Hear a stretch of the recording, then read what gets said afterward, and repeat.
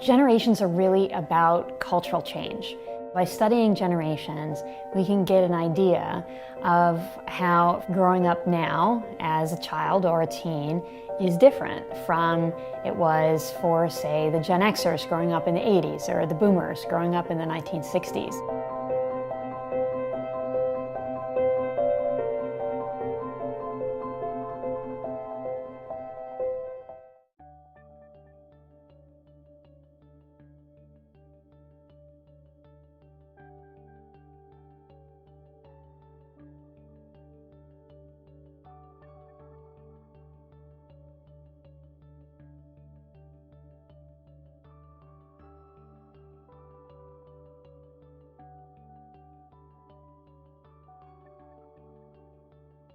Generation Z is a generation born after the internet. It's the most well-educated generation yet.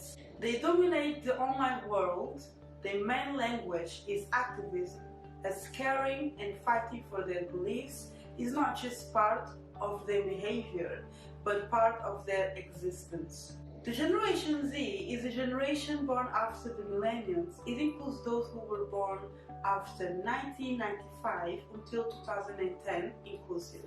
This means that the oldest members are turning 24 in 2021 and the youngest will be 9 years old. I've only heard of Generation Z in the last 2-3 years, and apparently I'm even part of it. I definitely learned about them mostly on TikTok. My perception of them is that they are a much younger demographic. They see themselves as revolutionaries. They see themselves as the generation that will change the world. Do I see myself as Gen Z? Not 100% sure. I do feel like I am older than the younger demographic of Gen Z. I definitely don't see myself in the 14 to 16 year olds of nowadays. So I don't know that I relate in that sense, but I do see elements of Gen Z in myself. In contrast to the older generations, Gen Zs has little or no memory of life without technology. Ideas about identity, gender, sexuality have been changing like never before. This generation is more likely to accept differences between them. I identify as a Black woman. Manuel is non-binary. As a Luso-African. Manuel is Portuguese. A loud ass girl. Straight, cis. Manuel is Spanish. I'm Cape Verdean. I'm an immigrant. A music enthusiast. I'm creative. I'm outspoken. My main part of my identity is my queerness and my self-expression. Gen Z keeps the door open when it comes to creating new and unique identities and demands an all-inclusive society. When I was younger, I was like really shy, and growing up and being in contact with the internet where you're able to to see yourself kind of like in other people, it kind of gives you a voice because you see that, okay, I'm not by myself. As a non-binary person, there really isn't any representation of us in the media. So a lot of my influences and a lot of my references, especially in terms of queerness and queer history and all of those things, were really learned on the internet, whether it be through other quote-unquote influencers or personalities of the internet that I identify with, whether it be through my own research of my own history as a queer person and the history of queer people that came before me. Really, it's only accessible to us through the internet because there is so very little to no representation for some people of the LGBTQIA+ community, okay, get it right? So it definitely helped me shape my identity because that's the only way in which I saw people who share the same identity and values that I do. Members of Gen Z believes that when it comes to gender identification, there should be more options besides men or women. According to a study conducted by Pew Research Center in 2018, this younger generation is most familiar with non-binary pronouns, as they most likely to know someone who prefers to use gender-neutral pronouns to identify themselves. First of all, you have to recognize people that don't fall into the two spectrums of gender. They have to start being recognized in society. Okay, and they have to be recognized not only as a gender, they have to be recognized as people. They have, and obviously the most basic way is for, first of all, to gender them correctly. So something that would be very important is the use of they, them, or other gender neutral or gender inclusive pronouns, because that really just shows that you as a human being are willing to embrace them in society because they deserve to be in society. Okay, just because you decided to create society a certain way because only straight cis people exist, which is not completely not a fact. We all exist in this earth, we all exist in this society, and we all deserve to be embraced, and we all deserve to be respected in this. The more that you misgender people who are not part of the binary of society, okay, that are not cis, that are not men or women, the more that you misgender them, the more that you put them at risk, because people will never really recognize them for the gender that they are, and that might actually ensue more violence because people find them as aliens or something that they don't understand because of their own bigotry. When it comes to work and career, they define themselves in a different way in comparison to the older generations. They consider themselves more independent, more competitive, entrepreneurial, communicative, more motivated by security, driven by career and financial goals. I feel that in this case is women from my generation that finally are having the chance to focus on their career rather than just focusing just on family, because men always had the option. Like if we see past generations, they always had the choice, which was not the case for women.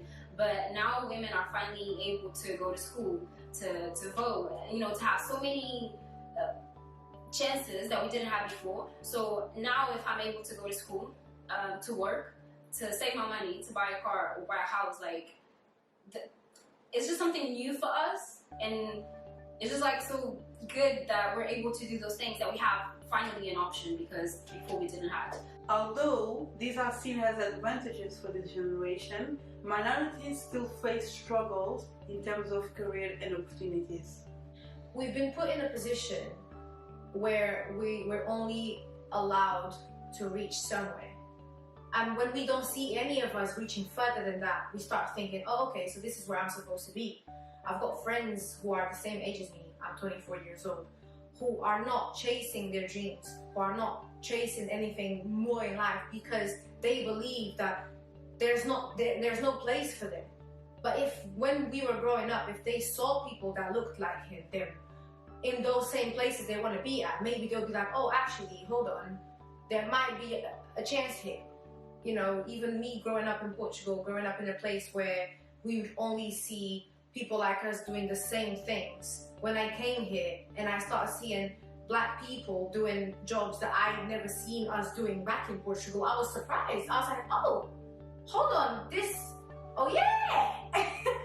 So it's massively important, because when you are fed a narrative your whole life, especially as a child, and you start believing it, if you don't see people like you doing other stuff different than that narrative, then you're not going to really aspire for that, are you?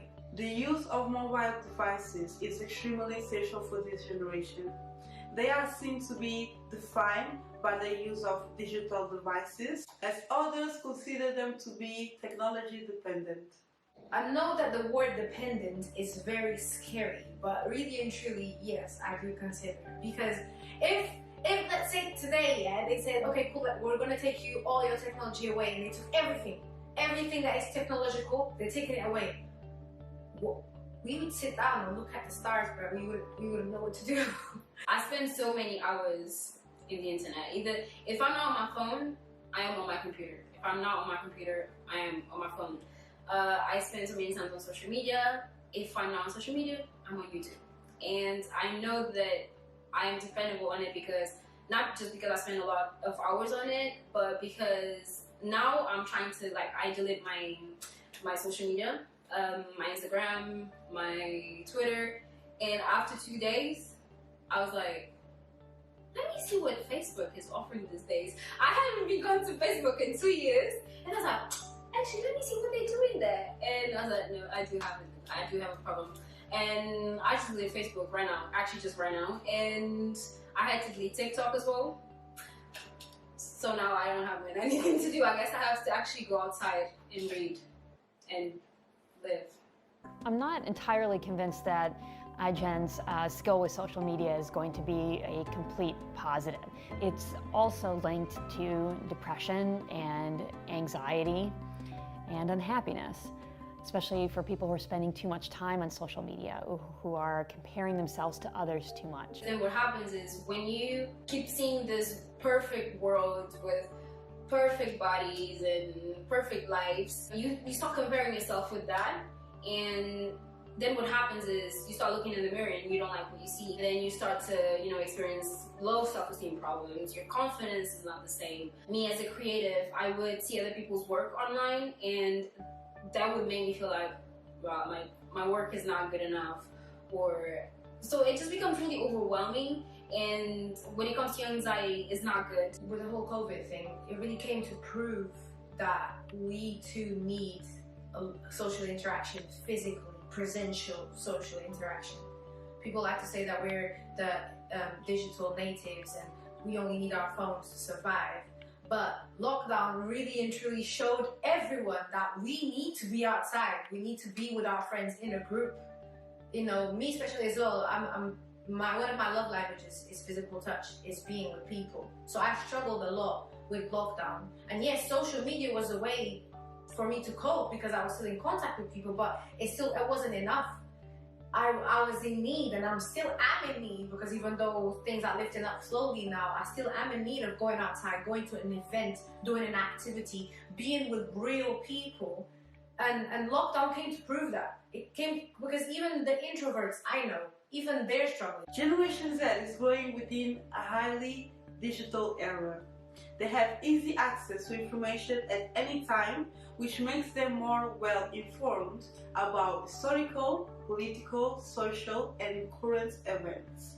In terms of activism, I personally try to be as active as much as I can, whether it's on social media, speaking up about stuff and raising awareness, but also pushing for action as well, because it's enough of just seeing and speaking about things. We want to see change.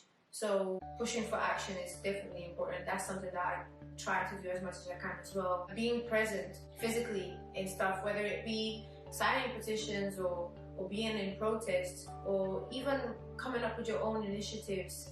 I think we tend a lot to think that because we don't have that money power that we can't do anything, but sometimes you can, even if you're just involved with an organization or a charity or with a university, a school.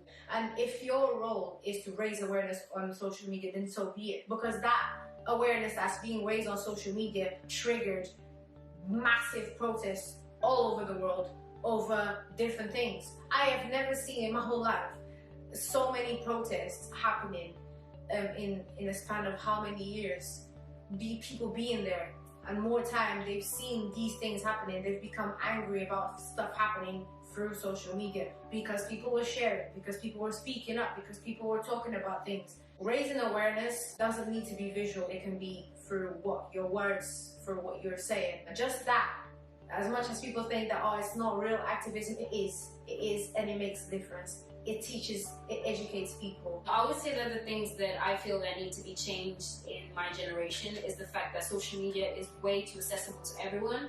I feel that people can say whatever they want, and they're not actually being held accountable for it. Like we've seen, cyberbullying, going up and up, and because of that, we have suicide rates going to the roof, and especially with young people. So I feel that there is work that needs to be, done there when it comes to, just cyberbullying. I think every generation that comes after the one before is always trying to improve on what the one before did. Obviously, we're bringing forth a lot more representation. We're talking about a lot more social issues, okay? We're fighting for a lot more people's rights, which is so important. So I do think that we are doing better. Obviously, we're not perfect, and I think that's where we can be better, is in also acknowledging our imperfections, because that's really how we grow as a generation, how we grow as people.